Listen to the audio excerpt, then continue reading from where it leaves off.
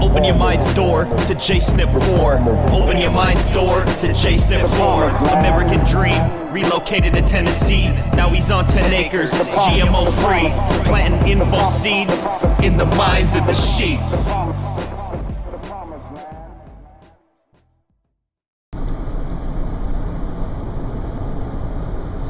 Well, I wake up this morning and actually yesterday I sent my buddy from Florida who doesn't believe in not even one conspiracy theory, I mean anything. Yeah, I think the only thing he's finally really come around to that he mentioned a while ago was that, you know, the economy thing is not what we're being told. I mean, that's, you know, I'm glad he finally figured out after, you know, a few years. You know, but everything else that I talk about and used to send them all the time, whether it was 9/11, Sandy Hook stuff, other things, you know, nope. So the other day, literally yesterday, I'm looking online and there is a video from like, man, where was this at? It's not Russia, but it's like one of the, you know, that type of language, you know, countries, you know, that may have been used to be part of Russia that broke away, or, you know, whatever. They had a 40-story skyscraper, no, called a skyscraper, it was 40 stories, straight, you know, thin, tall building. This thing, and it was on Russia Today, the news channel, so if you could probably go find it on the Russia Today channel on YouTube. It was just yesterday, I believe.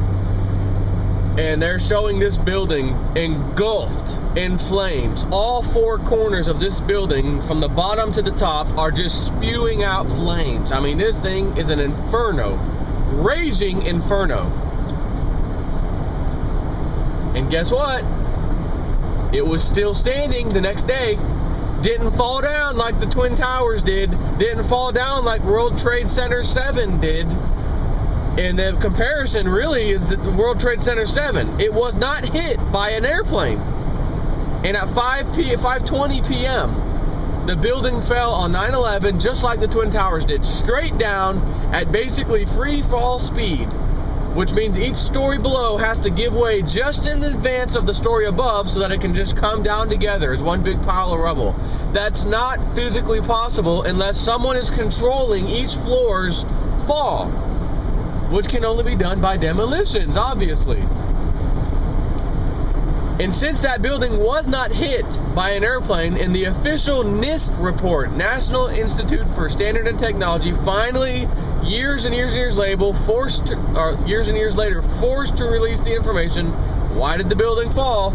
We found that column number 25 gave way due to these, you know, 2 floors being on fire of a 47-story. 2 floors were on fire, causing this one beam to fall, which somehow caused the rest of the beams in the building to fall. You know, 24, 25 beams. One of them gave way, the rest of them fell out. Yeah, okay, right. And then they decided to hold on to all the publicly available video that was given to them by the public to say, hey, here's what we saw that day. They refused to release it back into the public domain. Didn't want the public to see the building, what they had seen. In other words, what information they got in their hands to make the decision that it must have been column number 25 that gave out. Somehow they didn't want the rest of us to see what they got to see. So by lawsuit, by the way, it was forced to release that information. It wasn't yours to begin with. It was public information. It was public video. Release it. And they did finally, after years of fighting. And I remember looking on Alex Jones' website because they had a bunch of them, you know, the best of the best video footage. And there's people walking right up, you know, I mean, there's cameras right up in front of the building, you know, staring up at it. See a couple of windows broken with some flames coming out, nothing major. I mean, not an inferno, not even an inferno on one of the floors, just a few small little fires going, nothing big. And somehow the building collapsed. So I said, hey, my title of the subject of the email was, hey, do you remember that song from the 80s, I'm Still Standing? I'm still standing, yeah. That song. So I said, that was the title of the subject or whatever. I said, you remember that song, I'm Still Standing? And then I sent him the link, which shows the video of this new building, and I mean a raging inferno from top to bottom, 360 degrees around, done. So he says, I was just arguing with somebody on my website yesterday or something about Sandy Hook and 9/11 conspiracies. You guys just keep, grasping at straws. There's nothing there. And, it's sad that our younger generation is seeing and reading this stuff because they're thinking about this stuff and thinking it's real and blah, blah, blah. I said, little FYI, since you mentioned Sandy Hook and all, I hope you know I found an internet posting from 2 years, almost to the date, 2 years prior to Sandy Hook, stating exactly what would happen where, in Connecticut, basically, at a school, the exact same thing that happened, and said it would be in approximately 2 years from this date, and it was, minus about 4 days, exactly that date, just like the person said it would be. And I verified it with Google Cache and the Wayback Machine or whatever, that it was posted at that time, and it sure enough was. And the gun legislation that would be following that, trying to take our Second Amendment rights away. In case you were wondering, I did find that. And I just didn't decide to send it to you for obvious reasons, because he doesn't believe anything I say. And I ended it and said, by the way, you ever wonder what the Department of Homeland Security was created for? Being that they're not the police force, they're not the FBI, they're not fighting wars as military, and they've purchased almost around 2 billion rounds of hollow point ammunition. They've got bulletproof checkpoints, they've purchased lots of armored vehicles,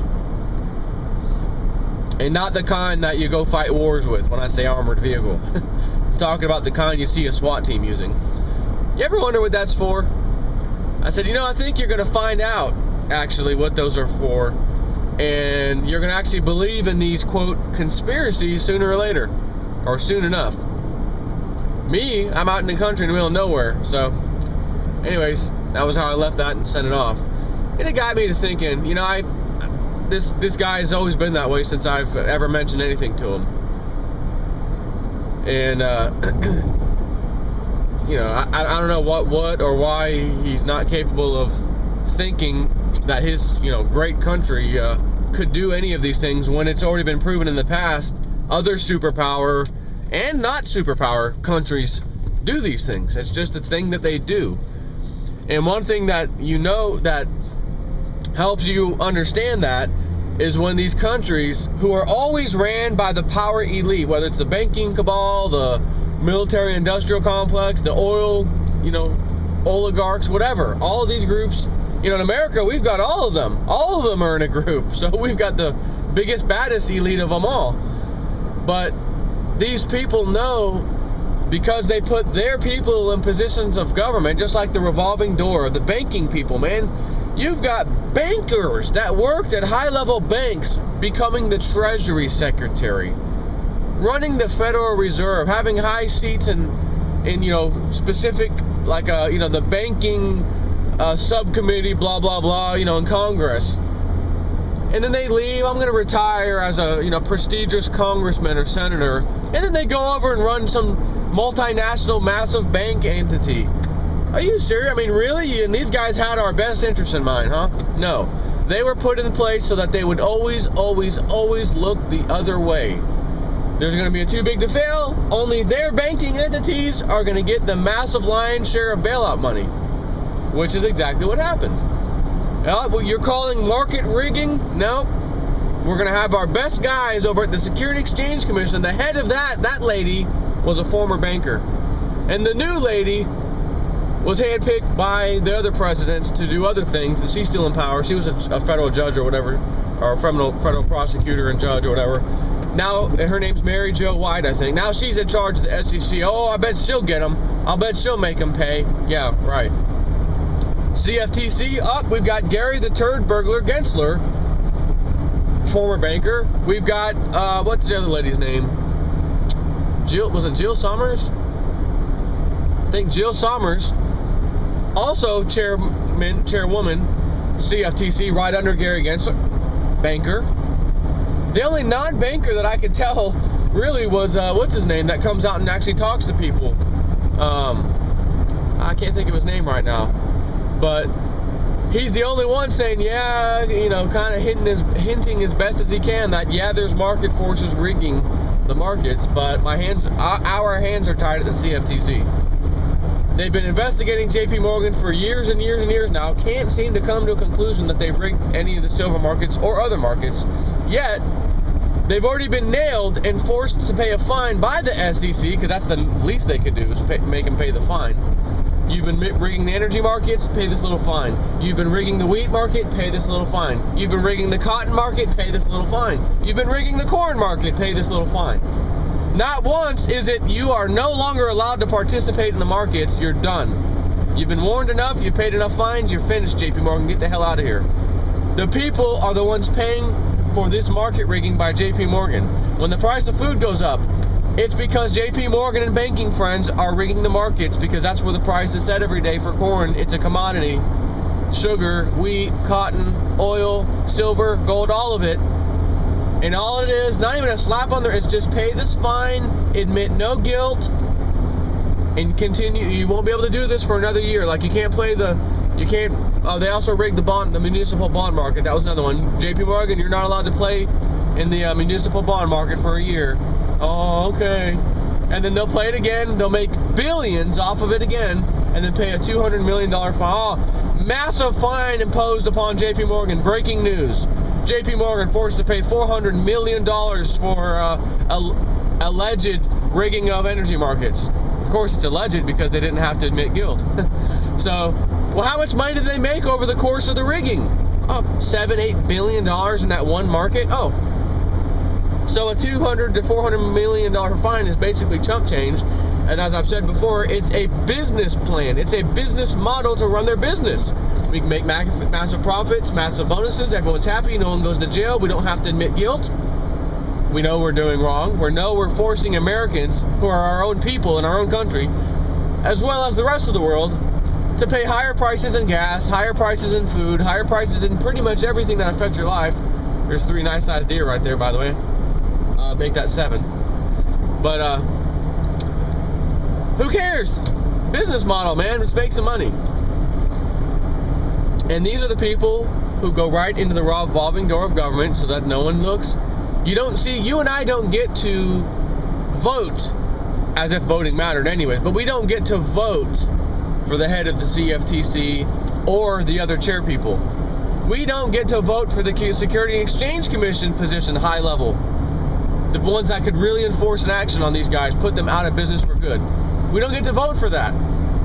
The federal judges that are appointed to oversee anything that, if it did come up into courts, are handpicked by the presidents, who, strangely enough, as we found out, federal court judge appointed by Bush, found that the MF Global stuff, not that particular case, but one from 2007, same thing, stole the account holders' allocated account money, went bankrupt, told them you get nothing. We paid off our banking loans we had, you guys get nothing, even though your account we weren't allowed to touch by law. We did anyways, and this federal court, this federal judge is high. Can't hardly go any higher than him unless you go to the Supreme Court. He said it was completely legit, just ruled on it finally. Just prior to the MF Global getting ready to get, go to court or whatever.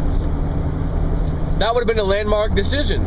So they would have said, Your Honor, we have case law from federal judge such and such versus this company. He said that we're, in that case, they were not guilty of any crimes, therefore we aren't either. Case dismissed, please, Your Honor. Except an appellate judge said, nope, that ruling was wrong. These were, in fact, segregated accounts, allocated accounts. They should have never been touched. You do owe them money, in fact.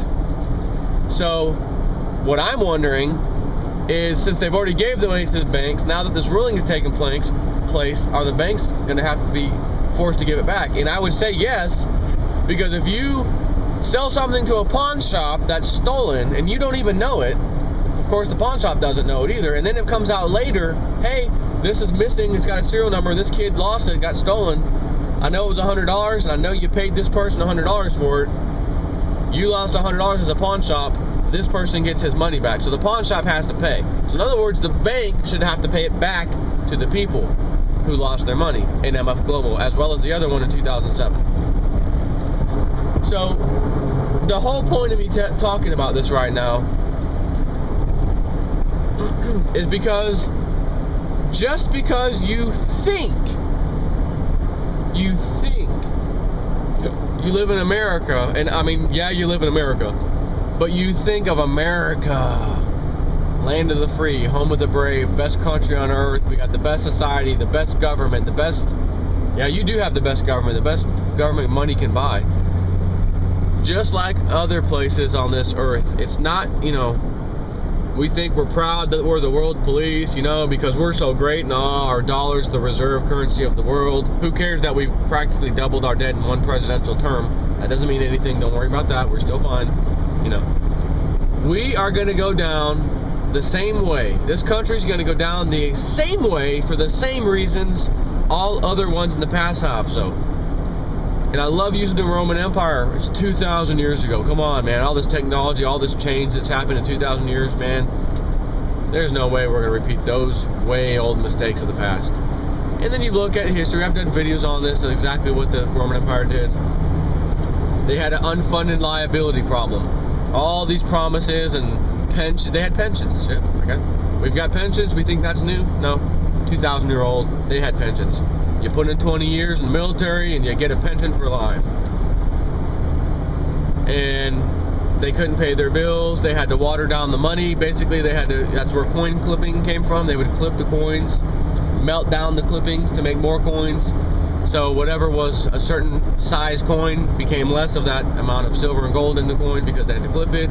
Then when they started melting them to make new coins and whatnot, they had to add different metals to the coin that normally weren't there. There was no need to add like nickel or copper or anything else to these coins because it was pure gold and silver at the time. But again, they couldn't pay their bills, so they had to just, that was their printing press. That was the old Ben Bernanke Federal Reserve printing press kicking in back then. Let's just add more junk metal to this. Which is interesting because 1964 and earlier, dimes and quarters, 90% silver in them. A quarter right now is probably worth, I don't know, $5 or something. $4 to $5. A dime is worth $2 and some change, whatever. A dime? How is that possible? Because we've been coin clipping the whole time. Gold and silver has an intrinsic value. Sure, it's manipulated on the same markets that everything else is manipulated on, but even with them fighting tooth and nail, manipulating the prices down as best as they can, look what the prices of gold and silver have done over the last several years. You go back 10, 11 years, silver was $4 to $5.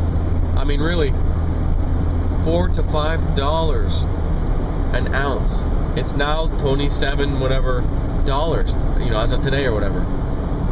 That's a massive amount of profit you could be making. And again, I don't advocate making profit. I'm trying to help people save their financial lives. Just keep stockpiling physical silver. But if you did, man, isn't that a nice side effect? Wouldn't you be happy if it just stayed the same? So that, in 20 years from now, you could say, hey, the price, would be better than inflation. It just kind of went up with everything. And you said, man, my little nest egg turned into something nice. Your little nest egg is going to turn into a small freaking fortune. And I was just reading from Jim Sinclair's thing today, his little email blast I get every, whenever he sends them. Right now it's been like almost every day. And he's saying, he's got, he was called upon by one of the former Federal Reserve chairmen to help out in market crises. So, I mean, this guy knows what the hell he's talking about.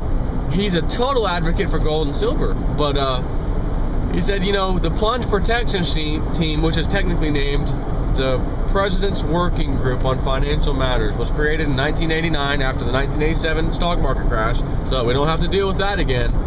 And this plunge protection team, as we've been known to call it, intervenes in the market.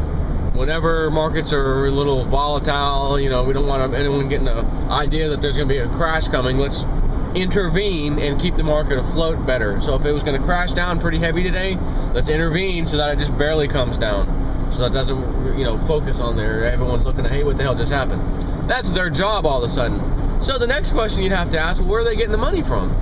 I mean, how, in other words, why are we, why is my potential retirement of whatever I'm invested in, whether it's silver, gold, oil market, stocks, bond, whatever, I'm at the mercy of the plunge protection team deciding which day or days or hours or minutes they're going to decide to intervene or not intervene, not intervene. So I'm at the mercy of this group. Okay, that's interesting. And from what he is saying, Jim Sinclair, is that the plunge protection team is now not just intervening like in our local, United States market or, periodically. They are on full force, high alert, intervening every second, practically every day, and it's a global thing that they're getting into now to keep the whole markets stable. And if you think about it, look at what happens in Europe. The markets start tanking on this bad news, and they get slaughtered. And our market, you look over there, didn't affect us at all. Our market almost didn't even hear the news. Just everything's fine. Yet we had to give trillions in bailout money overseas to our buddies, the same European area, to help their banking system, because we're intertwined. We're intertwined now. And if their banking system goes down, it's going to have a huge negative effect on ours, and we don't want that. So we had to intervene there too. And it was basically banks that were here on our soil but had the subsidiaries over on their soil that they just funneled it right over to. So,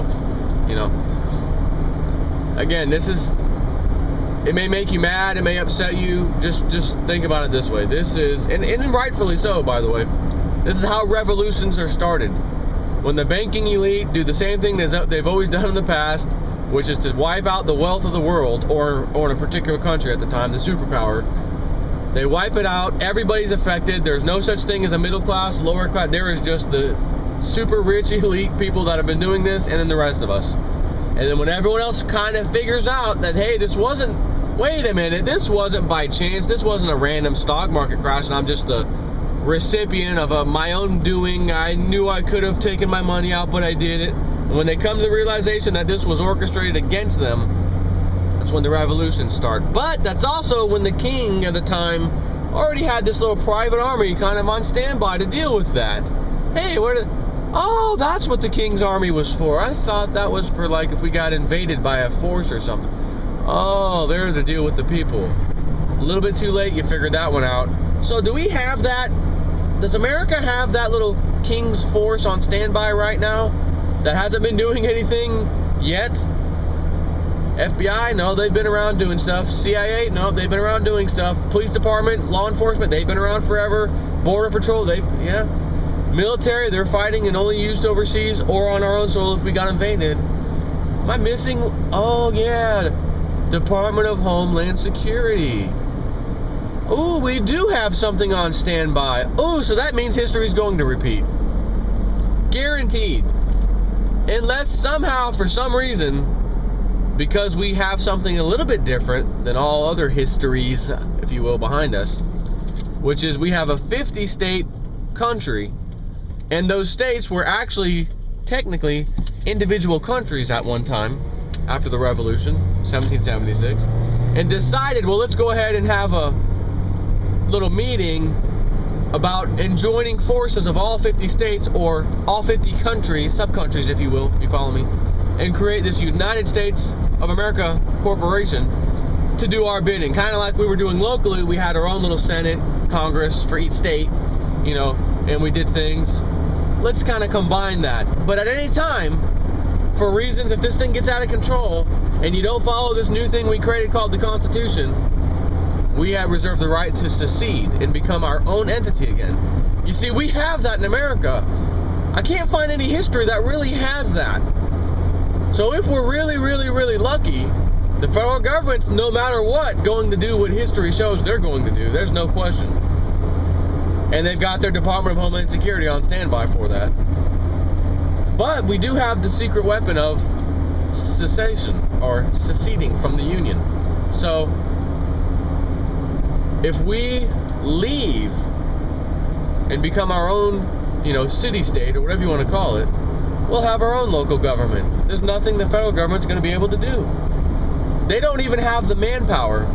If they combine what all federal agencies combined, as far as manpower is concerned, that could actually go out and fight, combine all of that, they couldn't take on one state.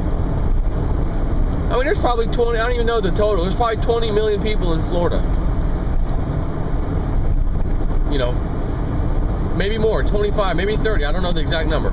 Let's just say 20. 20 million. There's not 20 million federal, you know, agents and FBI and military. There's no chance of that. They couldn't even take on a freaking state. However, if you scare everybody and declare martial law, it's just going to be temporary, set up the checkpoints, fine.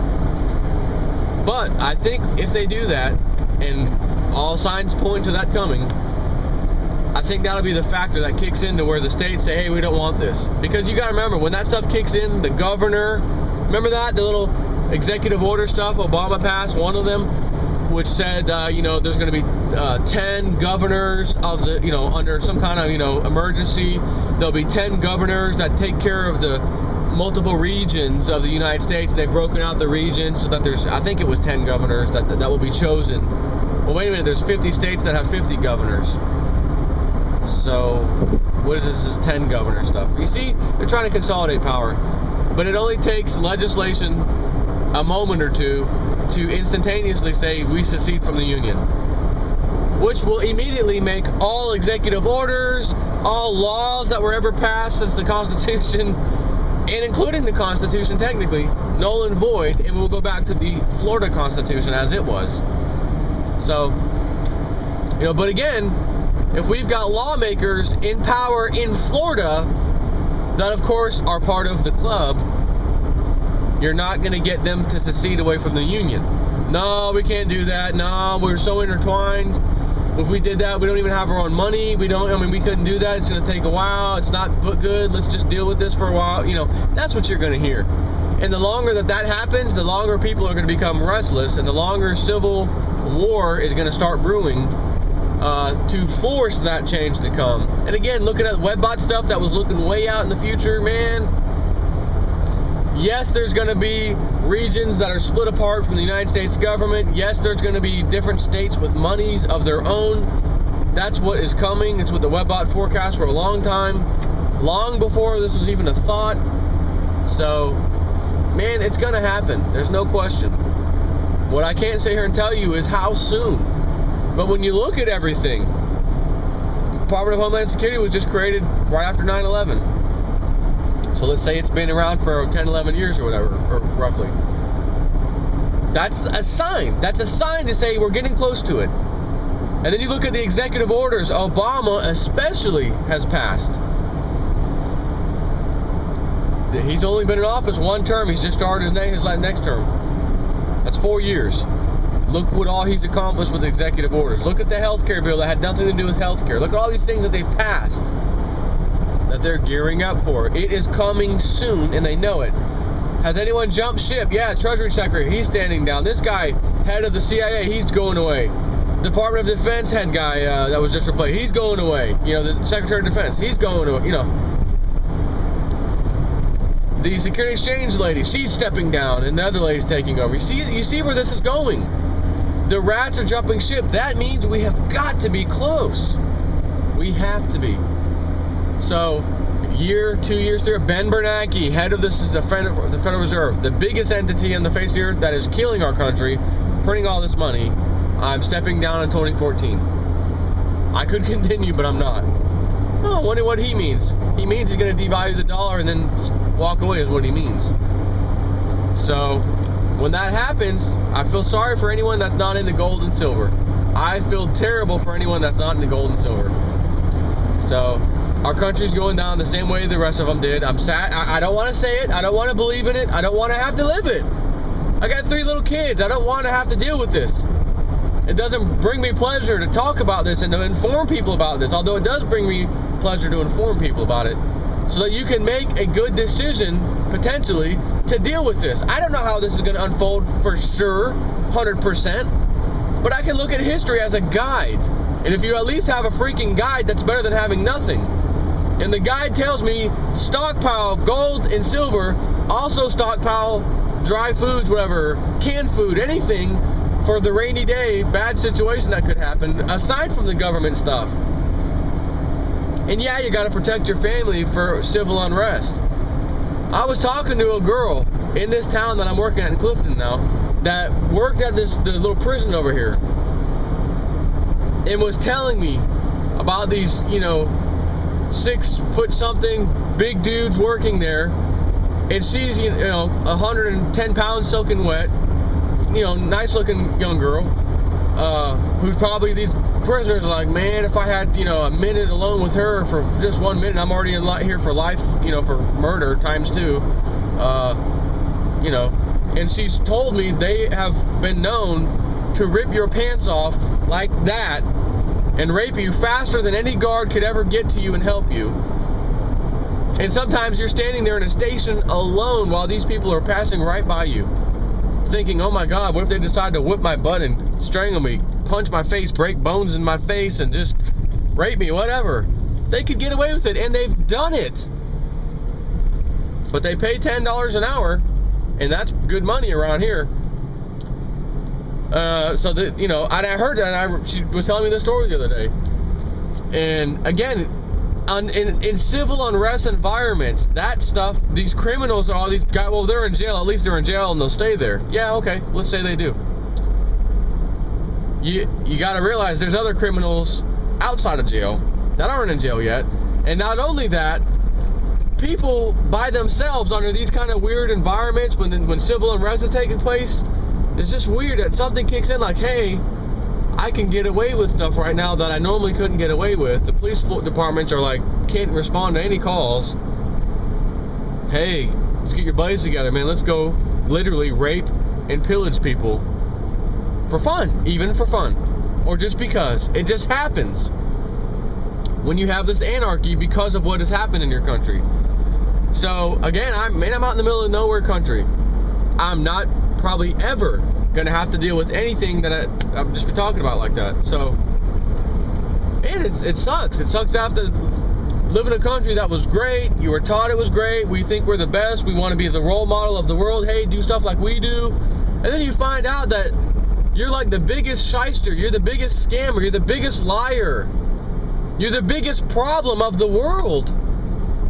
It's like, holy crap, are you serious? I mean, that really?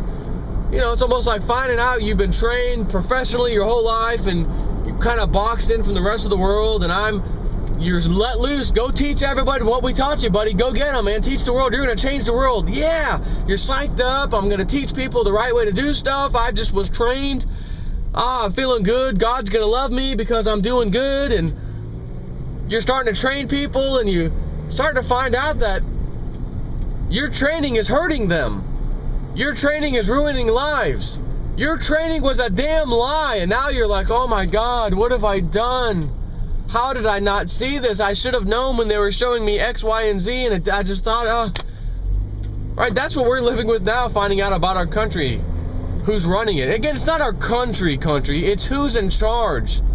And the people we see, the face people, the front people, the president, you know, the Congress, the Senate, these are a bunch of power-tripping, egotistical maniacs that don't know anything about anything. They just, I'm a big shot, and I'm going to pass legislation today, and I'm going to tell my buddies that are my friends and going, I got to pass this bill today.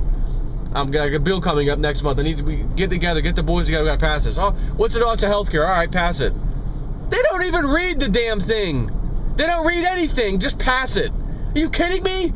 We should have succeeded years ago from this damn federal government. They don't even read the crap. You remember the old guy when they were doing the town hall meetings, the old senator or congressman? I watched that video, just so disturbing, and they were talking about the healthcare bill. And we got it, guys, we got to pass it. We got to get this thing passed. We need healthcare reform. And the people are standing up one after another. Sir, don't you know what's in it? And then finally the next lady or guy stood up. Haven't you read what's in it? And he stood up. No, I haven't read what's in it. It's 2,000 pages. Like he was upset for them asking the question.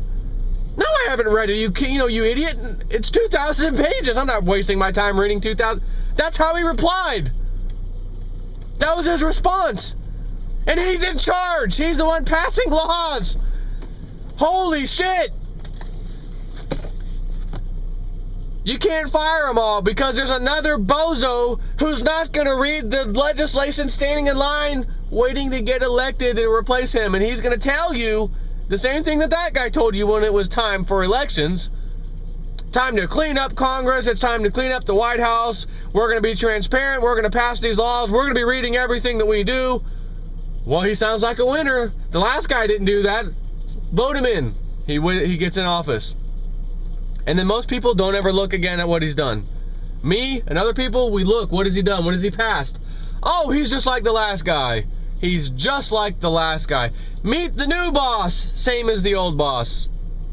So if you can't vote him out, they lie to you to get in office. You try the Democrat, you try the Republican, you try the Independent, you try all these clowns, and you get the same result. That's actually the definition of insanity. Trying the same thing over and over and over and over again, getting the same result, but expecting a different one.